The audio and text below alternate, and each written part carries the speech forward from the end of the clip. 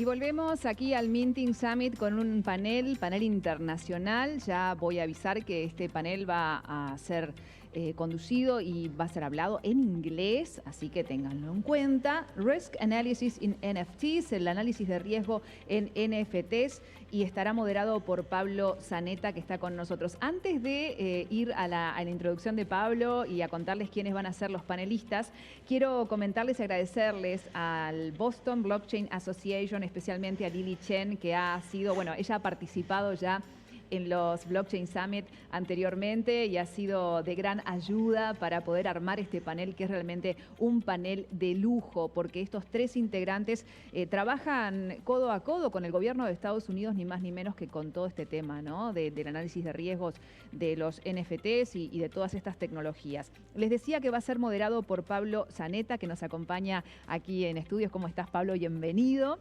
Él es doctor en Derecho, Master of Science en Digital Currency, Certified Cryptocurrency Investigator, especialista en prevención de lavado e investigación de maniobras criminales con criptodivisas y blockchain forensics. Es conferencista, docente y director académico de la primera certificación internacional en cumplimiento aplicado a activos virtuales y proveedores de servicios de activos virtuales y fundador del estudio Crypto Evolution. Y además, Pablo va a conversar con tres invitados desde Estados Unidos. Por un lado está Chris Hoffmeister. Chris Hoffmeister es investigador de blockchain en Trm Labs, donde trabaja con instituciones, reguladores y socios de las fuerzas del orden para detectar, investigar y prevenir estafas, fraudes, blanqueo de dinero y otros delitos financieros relacionados con la criptomoneda. Él ha obtenido varias certificaciones en criptomonedas y delitos financieros y recibió su maestría en estudios de seguridad de la Universidad de Georgetown. También Matthew Price, que ha trabajado como agente especial en la unidad de delitos cibernéticos del IRS en Washington, D.C., donde dirigió investigaciones cibernéticas internacionales dirigidas a, personas que buscaban explotar las criptomonedas con fines ilícitos. Tiene 15 años de experiencia en el ámbito de la aplicación de la ley y la inteligencia. Y también forma parte de este panel Joe McGill, gerente de producto en Trm Labs, que se centra en chinaviews.com. Ha trabajado como investigador criminal del Inspector General del Servicio Postal de Estados Unidos, investigando delitos financieros. Como les decía, son personalidades muy importantes. Pablo, tenés allí entre manos un panel de lujo, así que bienvenido y adelante. Bueno, well, hi guys, how are you? Good morning. Okay. Morning. It's great to have you here. It's a great pleasure, a great honor for us to have such a high qualified professionals in the Minting Summit. So give us some hints and teach us about what your experience is regarding prevention of abuse in blockchain technology applied to NFTs. So, what do you say if we start with you giving us a little bit of your personal background? Chris, do you want to start? Yeah, sure. So prior to coming to, well, first of all, thank you to the Pablo, Ignacio, and the Minting Summit for inviting us. This is a great opportunity to talk to the community that's involved in the NFT space about a really important topic for a lot of people who have potentially lost a lot of money investing in collectibles. For my part, prior to coming on as an investigator for TRM Labs, I spent almost 22 years with the U.S. Department of Homeland Security, 13 of those with Homeland Security investigations, working on cross-border financial crime. The last few years, I was at HSI. I focused specifically on cryptocurrency investigations, both crypto, on-chain crime, as well as crypto-enabled crime. That's amazing. That's amazing. Matthew, can you tell us a little bit about yourself? Yeah, buenos dias. My name is Matt Price. I'm the head of investigations and intelligence for the Americas of Binance. I spent about 15 years in the U.S. law enforcement intelligence community prior to that, most recently with the Internal Revenue Service Criminal Investigation Cybercrimes Unit. where I worked nothing but crypto investigations, illicit Bitcoin tumbling services, darknet markets, other financial crimes enabled by blockchain technology. So happy to be here and glad to be a part of this panel. That's great. That's amazing. As we can see, you all guys have a lot of real background when you're on the front line. Joe, what can you tell us about yourself, just for the attendees to have a first introduction? Yeah, good morning. Thanks for the opportunity to be here. Excited to join Matt and Chris on the panel. Joe McGill, my background with the U.S. government also. I spent 13 years primarily on the law enforcement side. I got into crypto from 2014, 2018 when I was with the U.S. Secret Service in San Francisco, and joined Trm Labs about a year ago. And so I'm excited to be here and talk to you about NFT risk and how to spot those and give an intro to chain abuse. So thanks for the opportunity. Okay, great, guys. Great, guys. Like I said, it's amazing to have you here. This ecosystem is evolving really fast. We always say that, like a month here is like 6 years in the real world. And we've come a long way from the Silk Road and empty GOGs and all that. It looks like the Middle Ages, but we are just, around 10 years ago it was. So things are getting more complex as time goes by. And criminals are always there, trying to find out some exploit in the traditional sense or in the technological sense, to do their thing, So perhaps we could start talking about how we prevent financial abuse conducted through NFTs. What do you say, Chris? Do you want to start so we keep the previous order? Yeah, for sure. I've got a presentation. I'm going to throw that up and let everybody look at those slides. Try and keep this brief because I don't want to take up too much time. I'm sure that people will have a few questions. So, there is a lot of NFT risk, in the space. It's not regulated. There are very few jurisdictions that have, laws on the books to protect people who invest in collectibles, as they do private property. I think that's changing. I think we're going to see some change coming up. Just a quick intro, Trm Labs, our mission is to build a safer financial, system for billions of people. So Joe and I both work with this company, and we work with partners like Matt at Binance, as well as regulators and law enforcement agencies to combat risk and scams in the NFT space, as well as other parts of the crypto ecosystem.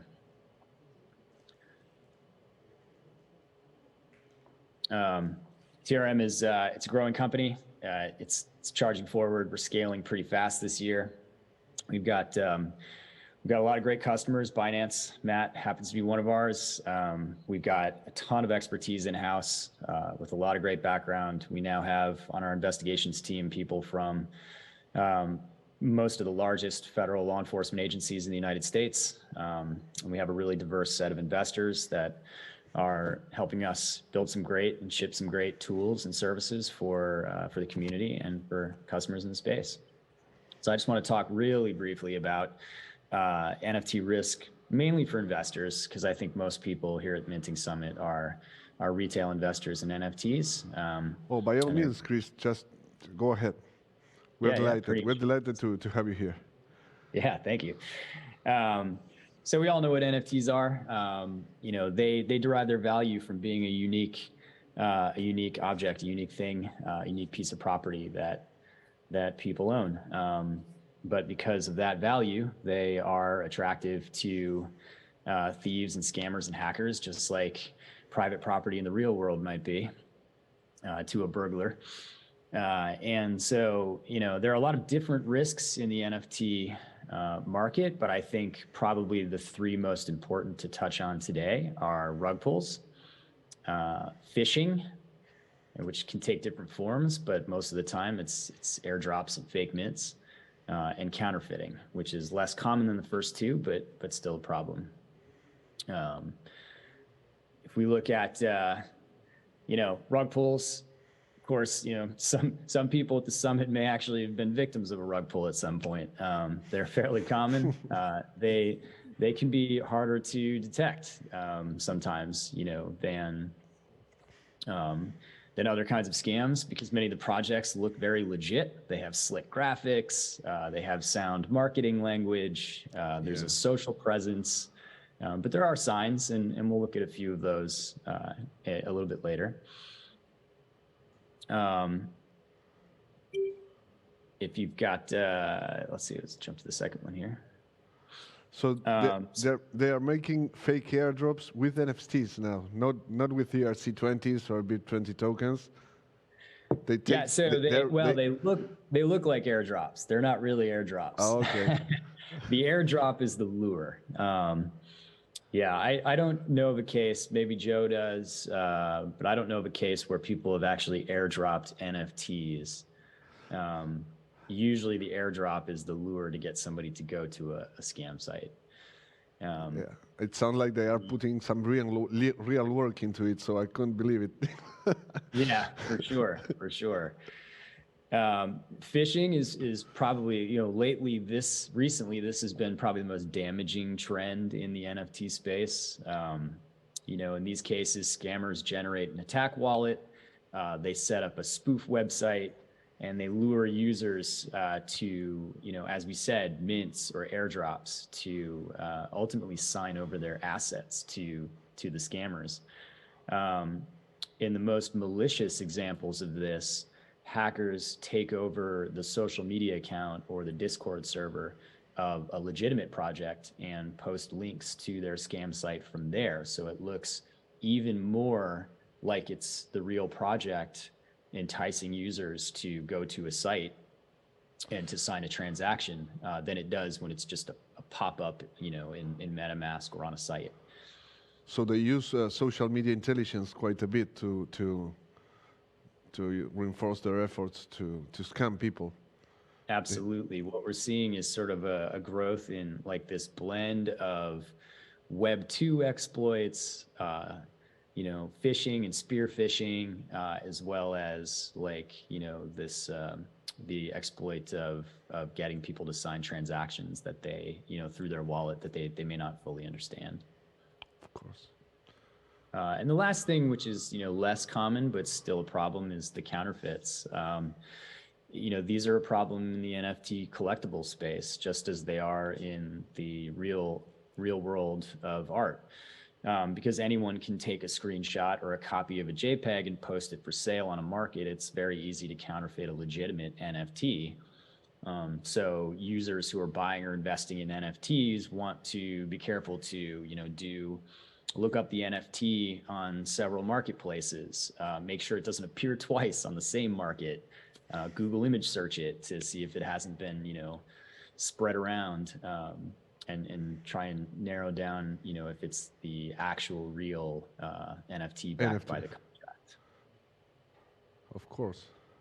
It takes quite a lot of knowledge from the people who is entering the space to really be able to spot this kind of scams. Yes, for sure. You want to do your homework before you put your money into a token. Absolutely.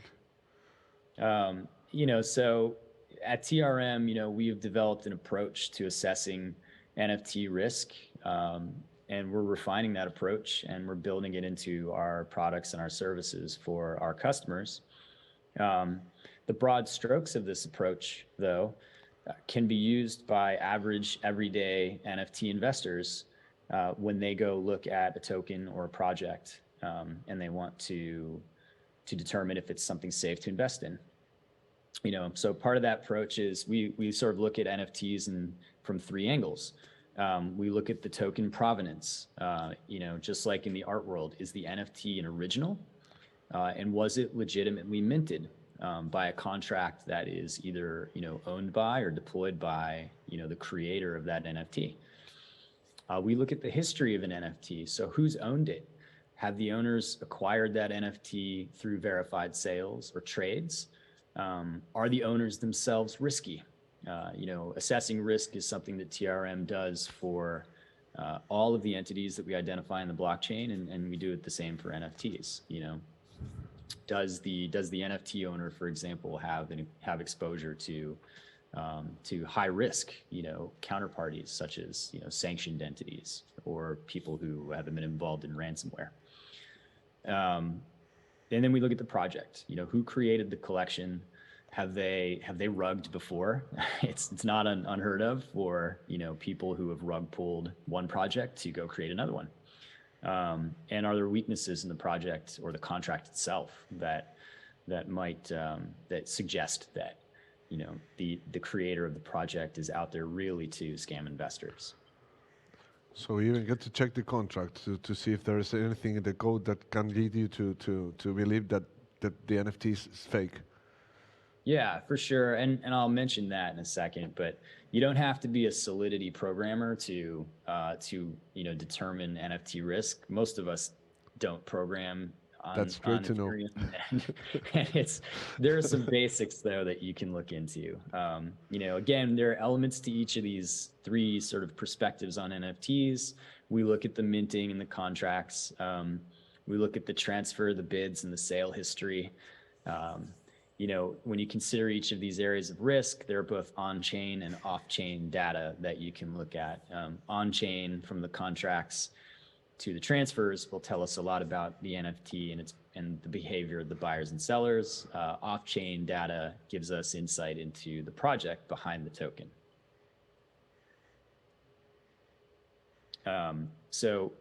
Back to the contracts, point. When you look at minting and contracts, obviously most of us out there are not going to be digging into the functions in the contract code to see if there's weaknesses, but you can do some basics. There are explorers out there. Use Etherscan if it's an Ethereum based project.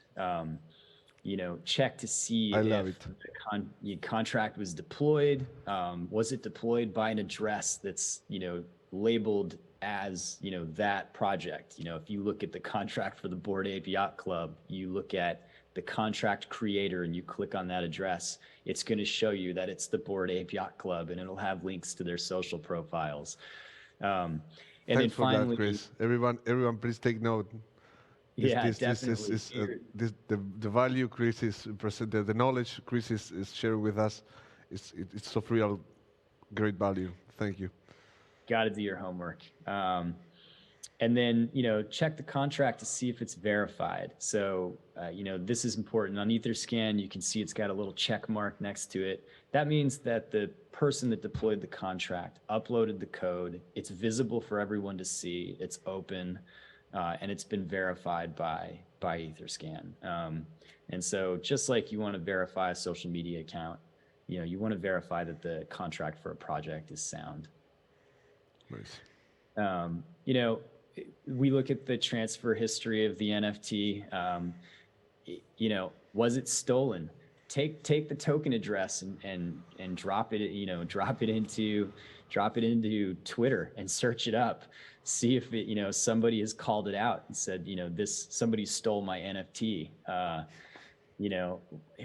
the buyer been outed in that way? To see if the NFT has been legitimately traded. And you want to look at that history to see, we at TRM, we risk assess entities on the blockchain, but, retail investors, you can look at NFT, sales history and see, who's owned that NFT and are they risky, or have they been called out on the open web?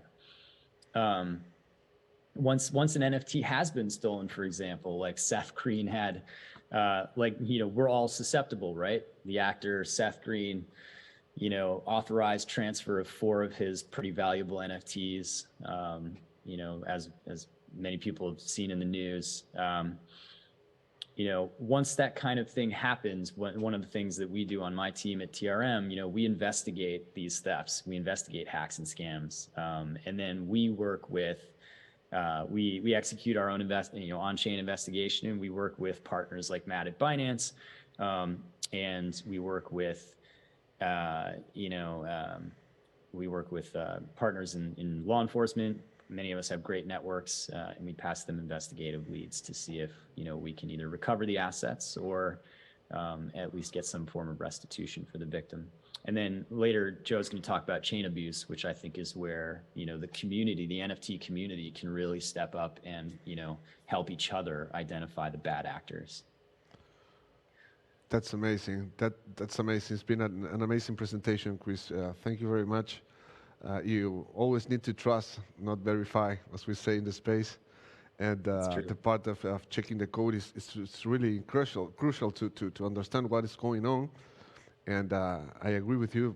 I'm a lawyer, and I do exactly what you say sometimes. And you don't need to be a programmer. You just need to check out some things that can raise a red flag and pretty quickly tell you that something wrong with what you're about to put your money in. Maybe your faith, even, or your fate. Yeah. Let's hope not. So, okay, thank you very much for that. So, Matthew, would you like to take on here? I know you have a lot of experience in Binance, and all of you guys. Before your presentation, I would like to ask you one particular question. How are big exchanges dealing with jurisdictional matters? Let's say you receive you get subpoenaed from one country in which Binance is not completely established yet. I'm talking about Binance, could be anyone, Kraken, Coinbase, Bitstamp. It's just an example. How are exchanges dealing with jurisdictional matters? Well, I can only speak to the Binance perspective, but our perspective is we collaborate with law enforcement around the world. So we work in every jurisdiction in the world that reaches out to us. We understand and recognize, and particularly from my experience, crypto crime is cross-border. It's almost never confined to one jurisdiction. And because of that, we take the stance that we, proactively work with our law enforcement partners, and that includes responding to subpoenas, whether we're in that country or not. So we could say that in general, from both sides, the community, the ecosystem, and law enforcement and authorities, and financial actors are taking into account the cross-border nature of this phenomena, and are they trying to collaborate? Are they really taking that matter as a priority? Let's not make that jurisdictional fragmentation prevent us from preventing money laundering or crime or fraud. Right. Yeah, and I think part of the challenge is a lot of the international legal regimes in place are 30, 40 years old. They predate this technology. And I think, particularly in the exchange space, as well as a lot of international law enforcement, there's that understanding that we can't wait that long. These crimes, as Chris was mentioning, they happen very quickly, funds move fast, and it really takes kind of a collaborative effort between the crypto community, exchanges, law enforcement, regulators, and partners like TRM and Chainalysis to kind of share that information back and move as quickly as we can, because otherwise we're always a step behind. So yeah, the approach from us has been, open collaboration, and in fact, we, my team in particular, we are dispersed throughout the globe. We have strong relationships and networks throughout the world with law enforcement agencies, Interpol, Europol, in the U.S., Europe, Latin America, and our goal is to not only protect Binance but protect the larger crypto space. Absolutely. I would thank you very much for that. It's very important to point out that structuring in crypto happens a lot faster than in the traditional world in some cases, and it's very important to all law enforcement agencies and all incumbents that are getting into risk analysis, into chain analysis, to understand that the times that in some cases the system has. It's actually a big drawback for the ultimate goal, which is fighting crime. So thanks for this introduction, Matthew, and I leave you to your thing now. Sure. Chris I have a quick presentation I can just kind of go through real quick here. I want to show you a few. Absolutely. Take your time. Kind of how we handle Actually, it doesn't look like it's going to work, so we'll do it verbally. So just a brief overview of, I mean, everyone I'm sure is aware of Binance. We're kind of the world's largest exchange. We do centralized exchange, DeFi. One of our newer products is our NFT marketplace. And there are various sources out there to obtain NFTs, OpenSea, other marketplaces. But what kind of the stance we've taken at Binance is, again, I mentioned before the collaboration with law enforcement, and part of that is our internal regulatory kind of obligations and the things we do to kind of protect both our platform and our customers. So the NFT marketplace is a good example. In order to have an account or to purchase or trade on the NFT marketplace at Binance, you have to have a verified Binance account. So a verified Binance account includes know your customer information, includes risk assessment, things of that nature. But beyond that, the kind of the account steps, we kind of take a number of other approaches to ensure, as Chris said, that people are aware of what they're getting into when they're investing, and how to spot potential risks in the marketplace, how to identify tokens that may rug pull, or tokens with a less than legitimate provenance. And several ways we do that. Again, our view is education is the key. So between our Binance Academy and blog posts, we put a large amount of information out, how to understand what these products are, how they work, how to purchase them, things to look out for, how to do your own research and risk assessment. Because we're very firm believers in that if you're going to get into this space, you need to understand it, you need to take the time, you need to research it. So we put a lot of time and effort into giving those resources to people. That's great. Again, the second, internally, again, we have the policy for all of our users, regardless of account status, KYC is required. So that's identity verification, in some cases, proof of address verification. We use a number of vendors to confirm these IDs, and we want to be able to identify who's behind an account. And that's for a number of reasons, right? Beyond user protection, it's also in the event that should one of these scams be discovered using our platform, we know who to go to, and we can leverage our partnerships, whether it's law enforcement or blockchain analysis companies, to identify the actors behind it. And that's something we do quite frequently. And you had mentioned before, the ability of law enforcement to request that information. And we respond to hundreds, if not thousands, of subpoenas a day, providing that information. That's amazing. That's amazing. Matthew, in between, just a little question. The FATF has issued some pretty hard recommendations upon the crypto space, primarily the travel rule and what we call the sunrise problem. To those who are outside the ecosystem, the sunrise problem is the problem of a miscontinuity, it's a miscoordination, a jurisdictional miscoordination in the adoption and the application of the old travel rule. It's a rule that, recommendation 16 of the FATF regarding bank transfers. That there's when a VASP like Binance is sending virtual assets on our VASP, there's some information that needs to travel with the transfer, and in the blockchain we just don't have anywhere to attach that information. So that it's presenting a pretty big challenge. And what are your thoughts about that matter, Matthew? Well, I mean, it's obviously a big challenge for the entire industry, and I think we're all, both exchanges and vendors like TRM and other companies. I mean, I think everyone's trying to work on a solution to it. And I think at the end of the day, what's really important with blockchain is, it's a public record of all transactions. Unlike in the past, when I started investigating financial crimes, I had to recreate every transaction in a money laundering investigation. Now I can look at the blockchain, and using tools such as TRM or Chainalysis, it's all there. The public ledger is there. You can then do the investigative work to identify who's behind it, and that's where exchanges and our collaboration with law enforcement and regulators come in.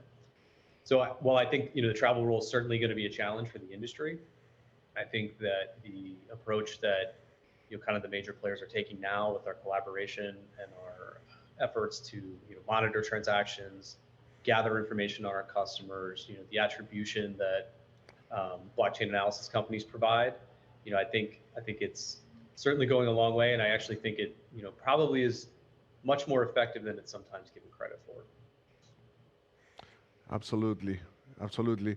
It's an ease of mind to see how the industry is getting tested and retested every day, much more than traditional institutions maybe. And we are also dealing with the problem of protecting, our customers' personal identifiable information, because that's something that is it's really, sometimes it's hard to explain that if you associate a public address with a real identity, you are virtually revealing the whole financial history of your client. So sometimes it's hard when you with traditional financial institution is asking information to a VASP or to someone who wants to. I sold Ether. I made a few bucks. I want to put the money in my account. Okay, give me your address. Whoa, no, I don't. I won't. And it's like a reverse, implementation of legal principles. But we'll work it out. I think we will be able to work it all out. So, since we are talking now about the community, Joe, what can the community? What can we do to keep, paving the way to a secure environment? Ecosystem, sorry. No, Yeah, let's not thanks. talk about the environment. Maybe that's another panel. Thanks, Matt and Chris. You guys hit on a lot of great points. The community aspect, I think, is one of the most important and unique parts about the crypto industry. Unlike any other vertical out there, the crypto industry always comes together when there's a hack, a rug pull, or whatever it might be. Crypto Twitter goes wild with tracing the attacker on chain, and you see a lot of Web3 type investigative sleuths that are tracking the individuals that carried out the attack. So I think that's one thing that's really unique about the crypto community is the collaboration, and that's one thing at TRM that we've tried really hard to hone in on. And so we are really excited to launch Chain Abuse on May 18th. And Chain Abuse, the mission of it's a crowdsourcing platform for multiple blockchains. And so the idea is that anyone can go to chainabuse.com and report a scam, whether it be an NFT rug pull, NFT mint scam, an exploit, whatever it might be. Anyone can go there and report it. And I guess the best description I can give you on what we're trying to accomplish at Chain Abuse, if you combine Bitcoin abuse and Reddit, I think that's what we're looking for. So it combines a social media aspect where you can upvote and downvote, you can comment on reports that are filed, and then also you can submit reports on multiple blockchains. And what we really discovered at the end of 2021, we were hearing from some of our partners and regulators and customers that in order to onboard the next 1 billion users, that we really needed a revolution in the trust and safety space. And so since the crypto community works so great together, we thought it would be a great idea to roll out a crowdsourcing platform to allow the community to come together and collaborate. That's amazing. That's amazing. Yeah. So you it's like that the community itself it's pointing out who is harming us as a whole, as an industry, as a community, and there in Chain Abuse you get the chance to directly check out everything you might have a suspicious of. It's like I want to buy an NFT or I want to interact. I found a landing page that says, participate of this airdrop. You can get whatever and BNB or whatever and Ether, and you're just a click away from your MetaMask account being hacked, and you can check that activity with this that you're offering. Yeah, you're absolutely right. And I think that's what is unique about Chain Abuse is that we're hoping to create really good muscle memory where individuals check addresses or domains in Chain Abuse to see if they've been reported. And so you can literally search any domain. And that's one thing that we're seeing is that a lot of these NFT scams, attackers are basically changing up the lettering of domains and they're creating a phishing site. And then when individuals go there and click to mint, they're draining all their funds. And so on Chain Abuse, you can search an Ethereum address or you can search an actual domain. So if you're looking at a mint site and it looks a little, suspect, it could be, maybe a scam, you can plug that into Chain Abuse and see if anyone has reported it. And these are some of the chains that we cover right now. And so, we're planning on scaling these chains as we continue to grow. And so a lot of that's going to be based on community feedback. But, we've launched about 30 days ago and have about 300 reports. And what's interesting is a lot of the reports coming in are targeting the NFT community. And I think that's because we've seen so much growth over the last year in 2021 compared to total volume in 2020. I think in 2020, it was around 90 million. In 2021, it was 20 or so billion in volume. And so attackers are very smart. They look for the next opportunity. And so since NFTs have had this explosive growth, we've really seen the community heavily targeted. And so we're really hoping that Chain Abuse is going to be one of these avenues where individuals can report these scams. And so one thing you'll see on Chain Abuse is you'll see most popular reports by week, and you can actually upvote and downvote these reports. And so you can see here that there's a couple of users that have filed recent Discord attack compromises, and the community has upvoted those pretty high, and so they get to appear on the front page. The other thing that we have is top contributors. And so I mentioned the social aspect that we're trying to accomplish by, bringing in that Reddit type feel, but also allowing the community to report scams. And so we also have a leaderboard. We have some exciting things coming in the next month with badges and reputation scoring.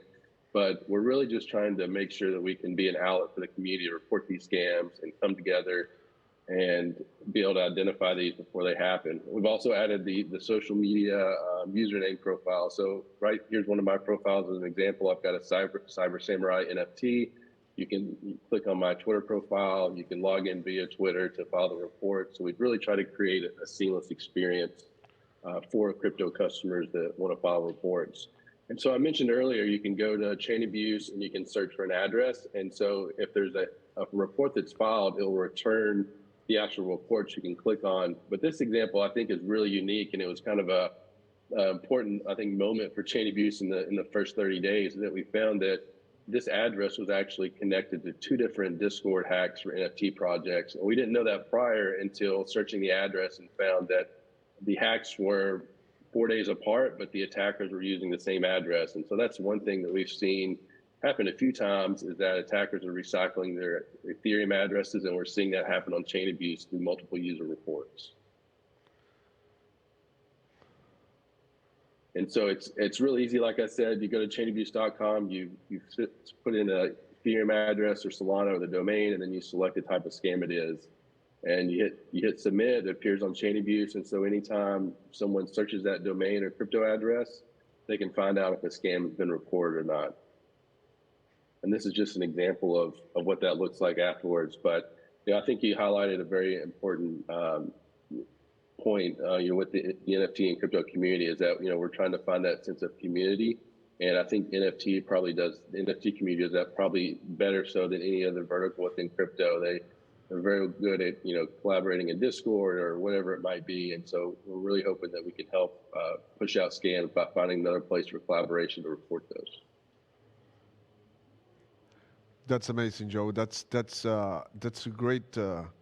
It's amazing work. It brings great value to the ecosystem because. Sorry, I'm sorry, guys. It's winter here.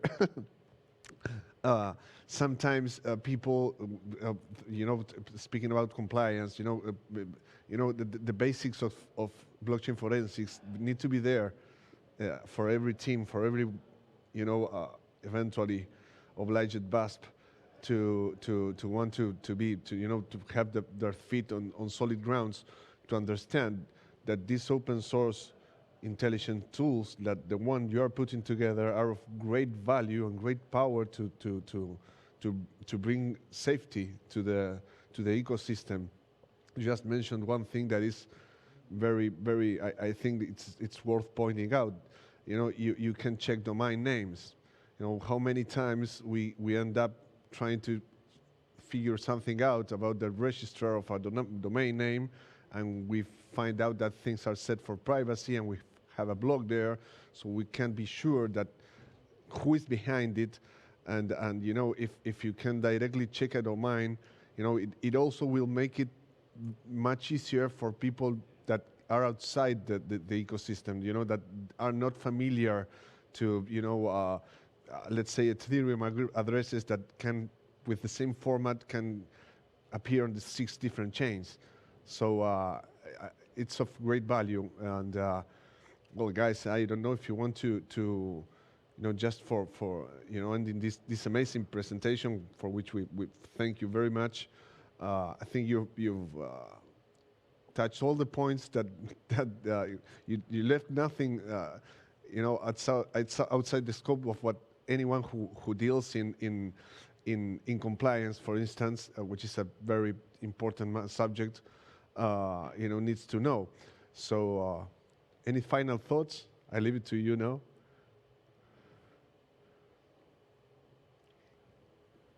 Come on, don't be shy. Anyone? I would just kind of reiterate that community approach. I mean, when I started in law enforcement as a patrol officer, driving a police car around, first thing you learn is you have to have connections with the community.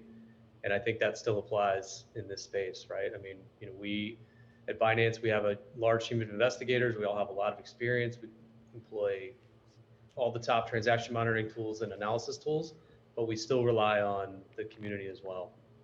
And, I think that's where the key is kind of sharing that information, allowing those that have the kind of experience and tools in place to go act on it. That's yeah, amazing.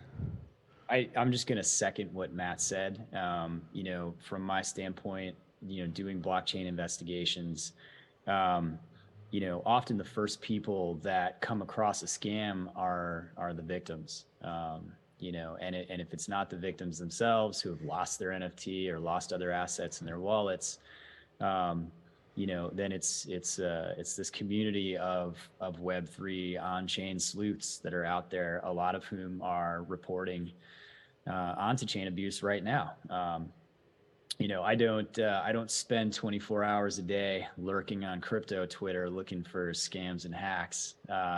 I wear a lot of hats, and I can't spend that much time doing that. So having the community come together and bring those reports to us is hugely beneficial. And it's beneficial for us, for our investigations, for Matt, and for exchanges like Binance to make sure that the assets that are coming into their exchange are safe. But also, most importantly, for the NFT community itself, like to have these reports going out, the scams uncovered and aired as quickly as possible. It minimizes the number of people that become victims of these scams and hacks. That's amazing, guys. That's amazing.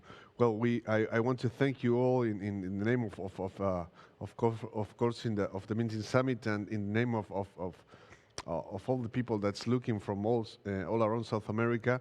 I think the things that the knowledge that you have presented us with is of great value, and everyone who is lending a ear to this this ecosystem, should be aware of every one of the single things that you have pointed out. So thank you very much for being here, and we expect to have you again sometime back soon. Okay. Thank you. Thanks for the opportunity. Thanks a bunch, guys. It's been a pleasure. Bye-bye. Wow, qué panel. Bueno, qué panel, impresionante. Realmente